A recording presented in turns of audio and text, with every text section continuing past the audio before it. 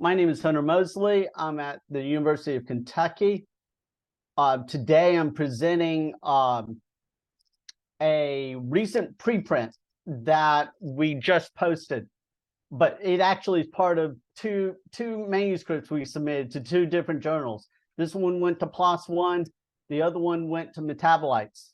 The one Metabolites is published already. It's now published. It went through faster than this one is going through. So the title is A Cautionary Tale About Properly Vetting Datasets for Supervised Machine Learning Predicting Metabolic Pathway Involvement.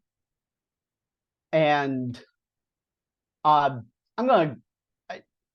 this is not the first time I've given this presentation. So this group, I really don't need to explain what metabolomics is. It is a systematic detection and characterization of small biomolecules generated from metabolism that are extracted from a given sample. It's highly diverse compared to the other omics. The metabolic databases are still quite incomplete. And detection is the single biggest issue because it's both two different analytical platforms, NMR and mass spec, are used. But this is limited by metabolite detection, database completeness, available of standards for identification, a host of reasons that limit our detection and then identification and interpretation of the results that are generated from these methods, analytical methods. So why do we all, this group, we all love metabolomics because it provides a culminating molecular phenotype representing a final product of gene regulation and expression. And it allows us a window into observing cellular and systemic metabolism. And it changes in metabolism reflect cellular changes in cellular processes on a second to minute time scale, so much faster than gene expression.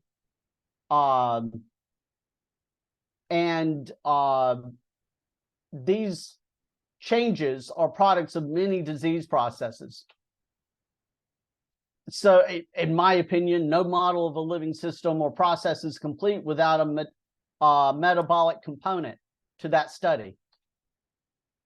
So I'm going to put forth a, not everyone's familiar with the term metabolome mining. And it's defined as the use of metabolite features with chemical and other annotations to derive metabolic information that's interpretable in a biological or biomedical context. So this is sort of without specific identification of specific metabolites from the spectrum.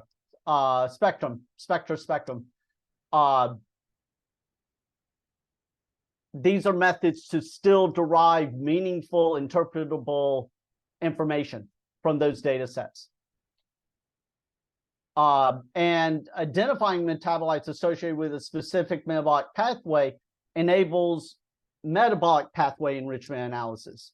And this is one of the approaches for metabolome mining, is simply identify the association of metabolite and metabolite features to specific metabolic pathways, so that you can then analyze, was there a systematic upchange or downchange in those metabolites abundances or features abundances.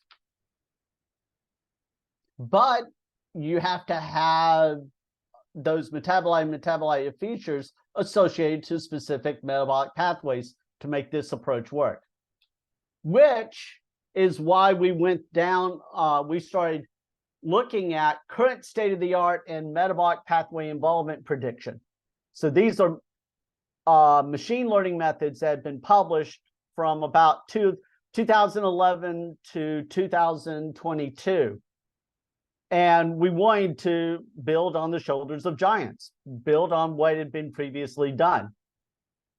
And if you look at these, the first significant model, random forest machine learning model, got an F1 score of 0.72, with 1 being the highest. And this kept improving with each successive publication, where you get down to, this is considered phenomenal in most machine learning areas, that you get a F1 of 0.9, nearly 0.95. That is about as good as it gets with these type of data sets. All of these methods used a Kyoto Encyclopedia of Gene and Genomes-derived data set with SMILES chemical structure representation. So we're going to refer to this as the KEGG-SMILES data set. And if you notice, well, nope, that's on the next slide. The size of the data set has changed a bit. So it started out in 2011 at being about a little over 3,100 entries pulled from KEGG. But by the later papers, and it's primarily this Bannerell et al. One right here, these two, the data set had grown to over 6,600. And all of these, this is a little lower because the method here to generate the features for the machine learning method couldn't utilize all the mole files in these entries. Actually, all the SMILES strings could not be used to generate the feature vectors needed for the machine learning methods, just slightly. They lost about 11. But these are all essentially using the same data set. Now, so we've been pulling stuff from KEGG for a long time, and we know that KEGG doesn't provide their entries in SMILES format. They provide mole file format, and their version of it called a KCL, I believe. And so it's like, well, why did they convert it into SMILES? Because it fits as a little string within a text file. It could be put on a single row where every row is an entry. However, they had to convert it from the mole file format to the strings file format. And we started looking at this data set because it's like, wow, that's a large growth over just a few years. You know, we changed from 3,100 to over 66. And when we started looking at those last 4 methods, the 3 papers, 2 of them provided the data set and their models. And when we looked at the data set, we discovered, if you look right here, it's this red column, huge numbers of duplicates in this data set. Overall, it was over 25%. So in machine learning, with the way that these models are trained and then validated, tested, by splitting the data set, when you have duplicate entries, that completely destroys the typically k-fold cross-validation approach used to validate the performance. So we knew that the performance provided in these papers were grossly overestimated. So in fact, we got results somewhere between here, close to, I'll present this. We regenerated a proper data set, but when we deduplicated their data set, we got results that were down below 0.8. So, and that sort of fits with, it's not so drastically better than the original result here. So, the good, the bad, and the ugly. The bad, a catastrophic data leakage was created within the Bannerall KEGG-SMILES dataset. The ugly, this dataset affected at least 3 publications in highly reputable journals and conferences, since none of the authors properly vetted the dataset. So the first paper created it, the other 2 just piggybacked and used it, but none of them rechecked to make sure that the dataset was like it should have been. However, there's a silver lining here. The good. Bannerall et al. And Du et al. Followed many best practices for scientific reproducibility and computational research, they enabled us to detect this catastrophically flawed data set and the highly flawed results. They actually, when we posted the preprint for this, within about a week or 2, they posted a comment that they had verified the problem and that they would submit a correction on their papers. So this is the way science is supposed to work. The scientific method is supposed to work. You try to reproduce, and through that, things get corrected. As I was saying, these analyses of this flawed data set are in the following preprint and is under review at PLOS One. We felt it was most appropriate to send it to PLOS One, given that this is sort of a scientific reproducibility result. But these findings prompted us to create a new benchmark data set for metabolic pathway involvement prediction, which we recently published in Metabolites. Now, one of the things is that if they all had not, if none of the papers had provided their data set and the models, it would be very hard to detect and sort of demonstrate that the results are flawed. And this is the insidious problem with these complex data analyses. If you, I'm going to be a very strong advocate here that I think the minimum for publication for machine learning applications in general, but any complex data analyses application, is that you provide the data, the models, and the full results in supplemental material of some form with data persistence. The easiest way is to post this on like Figshare, Zenodo, or Dryad. And because of the insidious nature of, if you don't, and we can't, and errors can't be detected like this, it stymies the field. It's very hard to publish, quote, a poor producing machine learning application as compared to other publications. So if we hadn't detected this, it could have been years before others actually developed models that got used. So here's what we did for this new benchmark data set. And by the way, how am I doing on time? I should have like 10 more minutes. Yeah, it's 17 past the hour, so yeah, 8 minutes or so. All right, that's perfectly fine.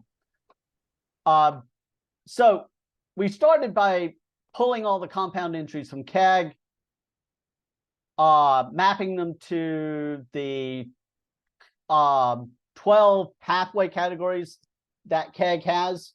The original papers had eliminated one of the categories. They only focused on 11. I'll get to why in a moment. Then number of compounds linked to hierarchy pathway categories. This further reduces. Do they have a mole file?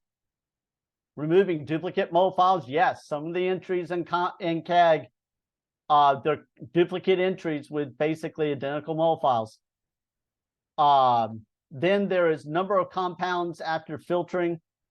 Those without, we put a minimum non-hydrogen atom cutoff, saying you have to have a minimal amount of chemical information in the mole file. And that was put at 5 or 6 atoms, non-hydrogen atoms. So that reduces. This was all the computation. We could just automate it with a script. These required some manual inspection. Merge repeat units with duplicate feature vectors, which means that they're pragmatically treated as identical compounds. So if you notice a theme here, we're removing duplicates, either directly or indirectly. Similar thing, merging compounds with duplicate feature vectors where their pathway labels were overlapped. One was a superset of the other.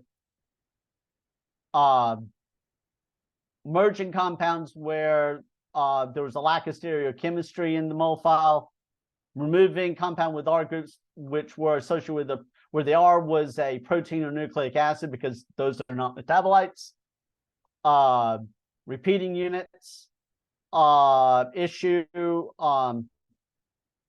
where with the repeat it's a duplicate of a non-repeat unit compound. Merging trivial differences like charge. Merging compounds that have the same compound but different KEGG IDs. This finally gets down to the last, but we get to a data set of about 5,600 versus the 4,900, which was the deduplicated KEGG-SMILES data set. And part of that is because we've included things with repeating units and R groups, because our approaches could handle those in the machine learning. And on the right here is our workflow. And this is for training an autoencoder for a neural net method, but we also use random forest and XGBoost. And we went through hyperparameter tuning of the models and the like, and then calculated performance metrics. And here's the overall performance. And what we notice is that the XGBoost outperforms slightly the other two. And here's a breakdown per each of the pathways. And it's the chemical structure transformation maps that was excluded from the original previous 4 papers. They just didn't even consider this one. And that's because it's the lowest performing pathway for being able to predict metabolite to that given pathway.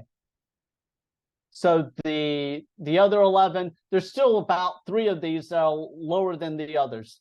Energy metabolism included, and metabolism of other amino acids. But everything else is reasonably high. It could be used, we think, in metabolic pathway enrichment analysis. Here's some more where we looked at the important feature profiles for the XGBoost models. And here's the most important feature per specific pathway. Now, this one was surprising right here. Oh, sorry, back up. We didn't expect this type of alkyl 4-carbon alkyl chain to be associated with glycan biosynthesis and metabolism. But this feature, in combination with others, identify glycolipids that are in this pathway. It was just interesting to see what came out as most important. Not exactly what you would first expect. So that's our results, and that's our paper. But I want to show an application of this general metabolite mining approach and why we're doing this, why we're developing this. So here's a paper we published 2 years back, untargeted lipidomics of non-small cell lung carcinoma demonstrates differentially abundant lipid classes in cancer versus non-cancer tissue from human patients. And this is one of the most untargeted metabolomics approaches. We derive molecular formula using a patented method called SMRF that we developed. We then developed random forest binary classifiers to classify those molecular formulas to specific lipid categories and classes. We published that as a separate paper, but here we applied it. Then this demonstrated in these results in this table that we had significantly upchanged sterile lipids. Specifically, we could cholesterol esters, sterile esters were observed in the cancer versus non-cancer tissue, suggesting altered SCD1 and ACAT1 activity. This also jives very well with the observation that statins improve outcomes for non-small cell lung cancer patients. Also, we noticed this lower abundance of cardiolipins, the glycerophospholipids, specifically cardiolipins, suggesting altered human cardiolipin synthase 1 and lysocardiolepin acyltransferase activity, which is known to confer apoptotic resistance. So both of these match, but they get at metabolic mechanism. And there's no way to do this, to get this type of information out of this with that shows statistically significant result, things that you can trust. So this is why we're developing along these lines, because we think metabolic pathway enrichment analysis gives at least a certain level of interpretability without necessarily having to have things. We're working towards how to develop these methods so that we can work with things not fully assigned, maybe partial assignment, where we think, oh, it's one of these type of things. So what pathway would that be associated with? And here's the acknowledgments. Eric Huckville did the majority of the KEGG-SMILES dataset evaluation and creation of a new benchmark dataset. This was actually a project started by former graduate student Christian Powell, who built off of former graduate student postdoc Dr. Wan's Jin atom coloring methodology used in the metabolic pathway prediction that creates the atom colored feature vectors for the machine learning.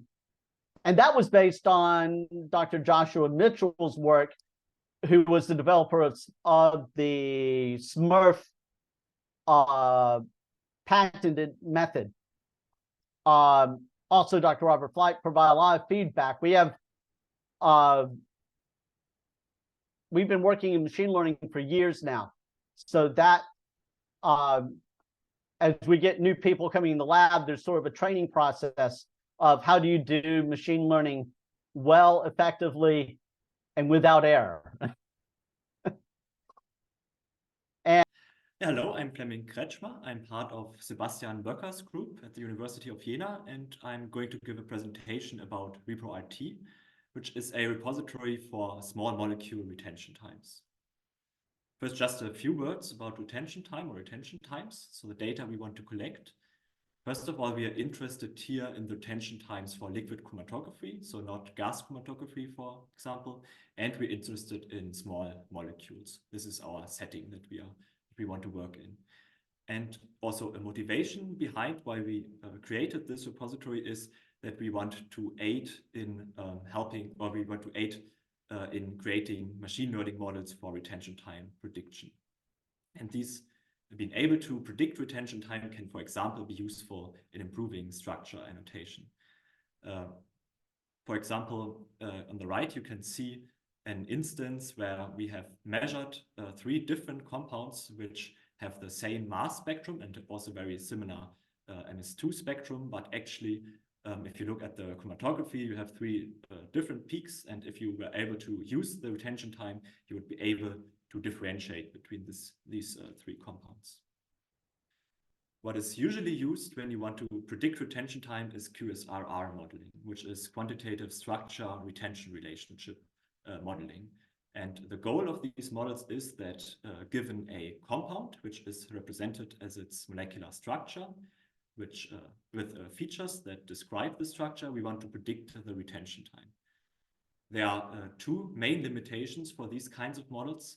And the first and probably most important one is that usually we are restricted to one particular chromatographic setup, meaning that if we build our model on one setup, so for example, with one particular column, with one particular temperature and mobile phase and all these other things we have to keep in mind, we will probably not be able to use this model in another setting because the retention behavior for one compound can change drastically if we use a different setup.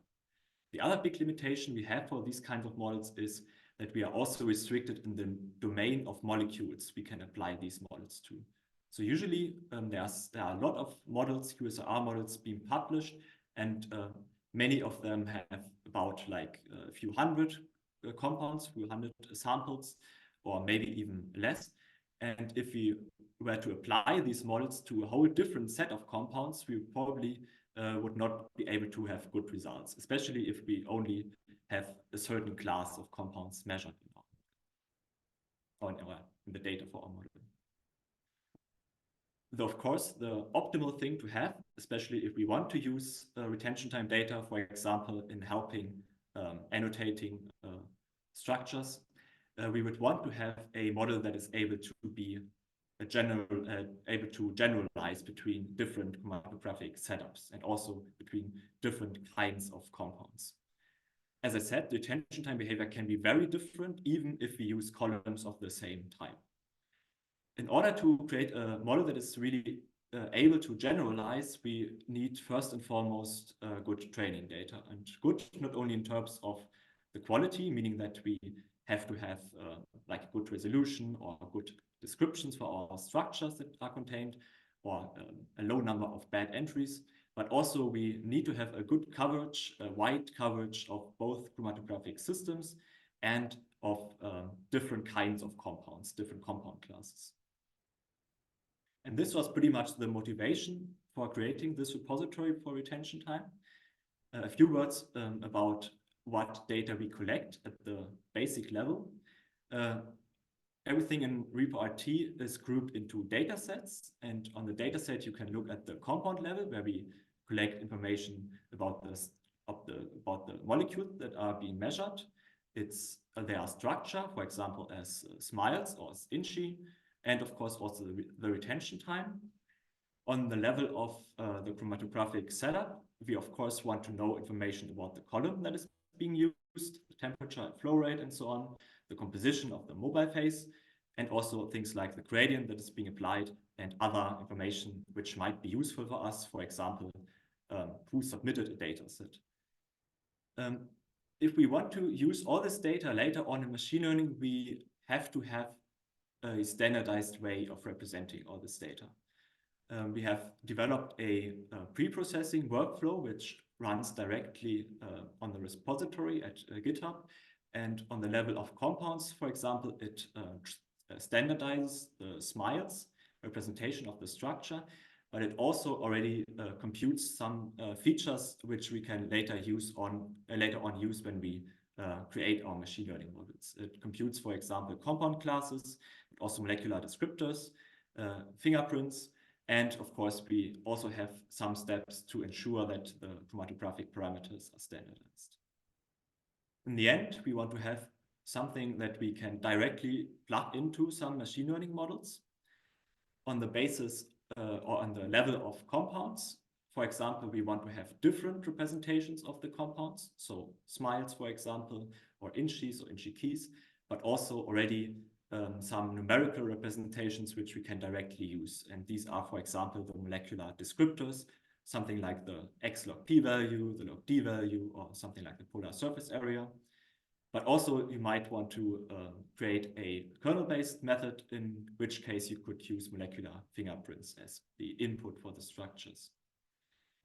For the chromatographic system, it becomes a little bit more interesting because normally, for example, if we specify the column that is being used, there's not really a good way to plug this into a machine learning model.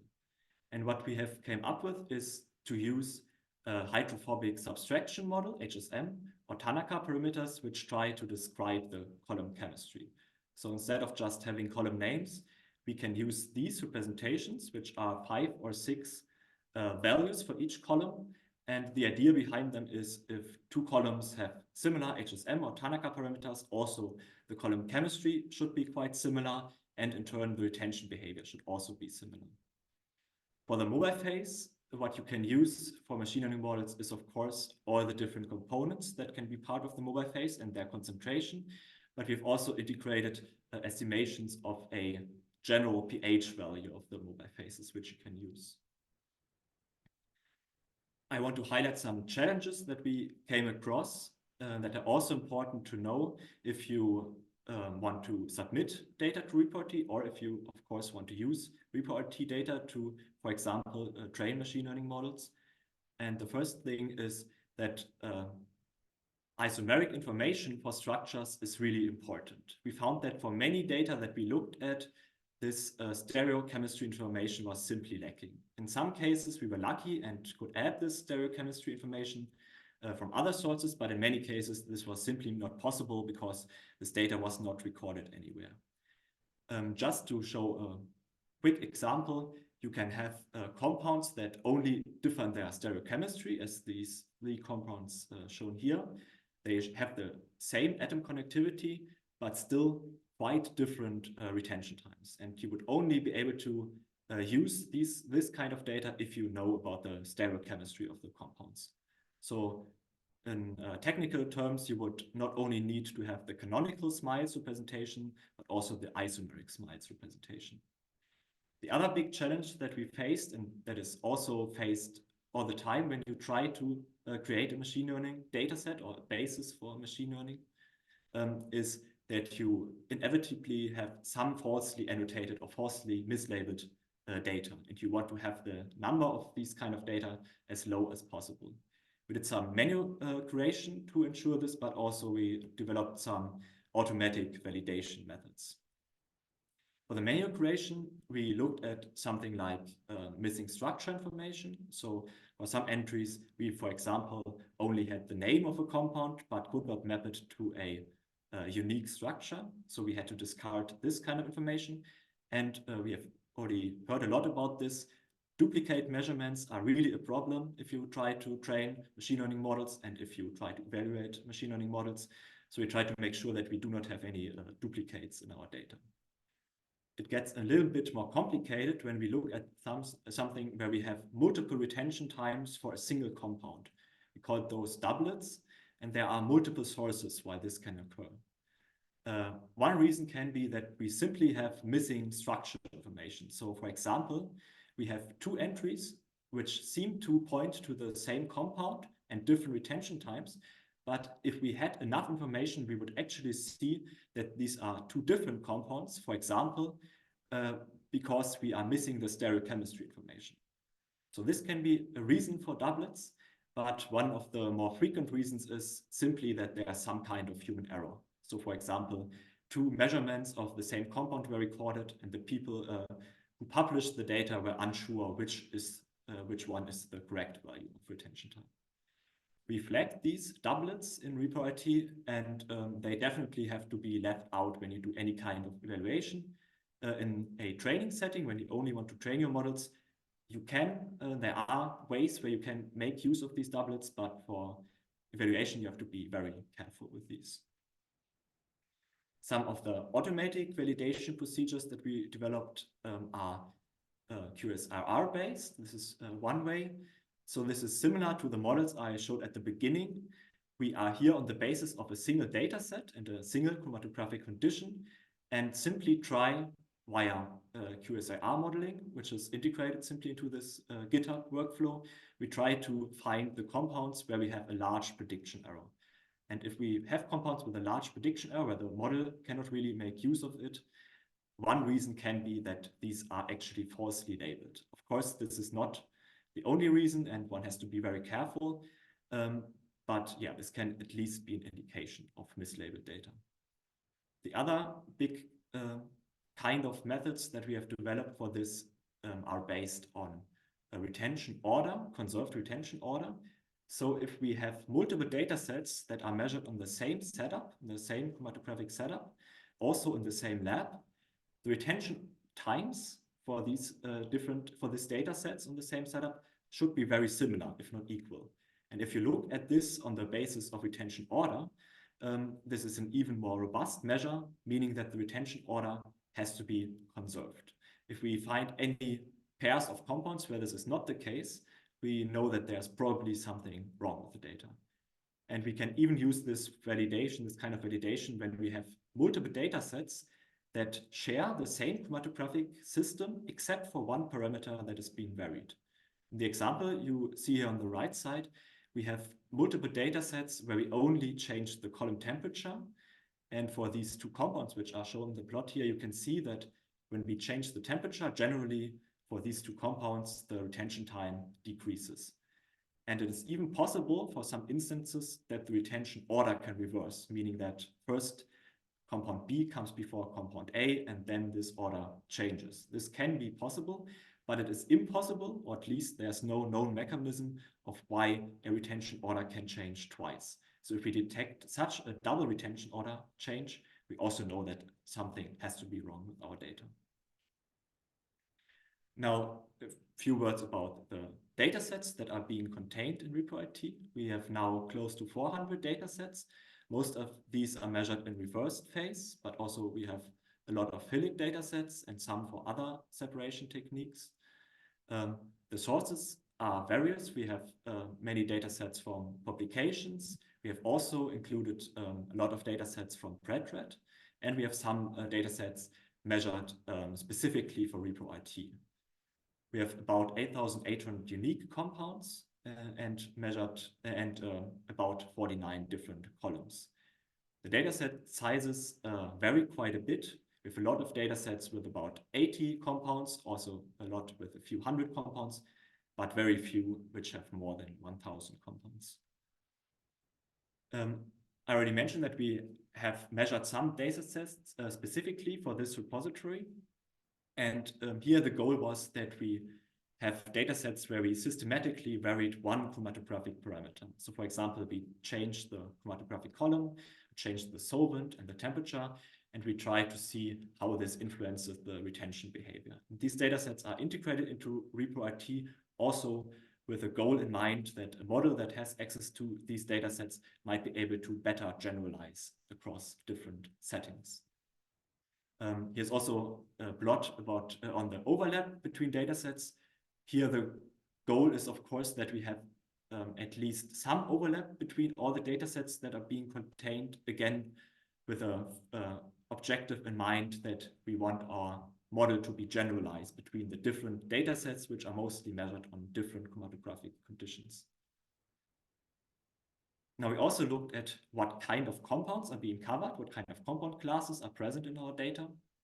The first thing we looked at was the distribution of the natural product likeness score. And as a background for all these investigations we did, we have a set of biomolecules, a large database, which is actually a composite database of many different databases, which contains molecules, small molecules of biological interest, and we try to see if the distribution of these biomolecules is similar to those contained in ReproIT. And on the plot on the left, you can see the biomolecules is the dark green curve, and the ReproIT compounds are the red and yellow curves, and the distribution seems to be quite similar. So this is already a good sign. Another investigation that we did is that we, in a previous study, tried to come up with a visualization of the whole space of small molecules of biological interest. We came up with a UMAP visualization, which is shown on the right plot, where all the gray points are biomolecules, so the space of molecules we want to cover with our dataset, and the red and blue points are compounds that are contained in repro-RT. And here we can see that at least for most areas of this space of biomolecules, we have a pretty good coverage. We also looked at compounds which are frequently occurring, so compounds that are measured in a lot of different data sets, and looked whether these compounds are also distributed evenly across the whole space, which we found to be mostly the case, which is shown in the plot on the left here. The last thing I want to show you is that we looked at compound classes, classifier compound classes, and looked at all compound classes which were common for the biomolecule database we had as a background, and looked whether these compound classes are also represented in repro-RT, which we also found to be the case. Now, some other things I want to mention about this repository is we also put together a large database of columns.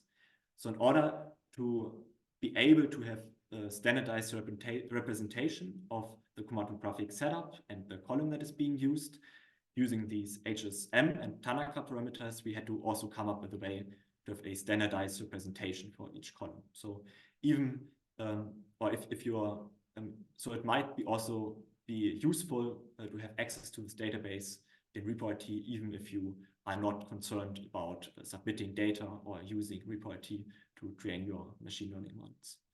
Also, for all the data sets we have contained in repro-RT, there are some dataset reports, which are just overviews on the data sets, so you can see what kind of compounds are contained in the data set and how the distribution of retention times is, or what gradient is applied, and so on. So just an overview of all the different data sets. Now, if you want to use repro-RT, it is simply hosted on GitHub, which has a few benefits. For instance, we have this very good version control, so you can access all the different states of repro-RT. Every time something is changed, you can go back to a previous state and you can track all the changes that are being done. For example, when new data sets are added, or when there are corrections being made to data that are already contained. Also, using GitHub allows us to run these pre-processing workflows. And if you want to submit new data to repro-RT, this is also possible simply via GitHub pull requests. Although this requires you have to be a little bit familiar with GitHub to do this. So recently we developed also a web app to make this process a little bit easier if you want to submit data. Yeah, this already brings me to the end of this presentation. I want to thank everybody in my group at Jena, the group of Sebastian Böcker. I also want to thank our collaboration partners at the Helmholtz Center in Munich, Michael Witting and Eva Maria Harida. Of course, DFG for the funding, the SODA organizers for giving me the opportunity to talk here, and of course, every one of you for listening to the talk.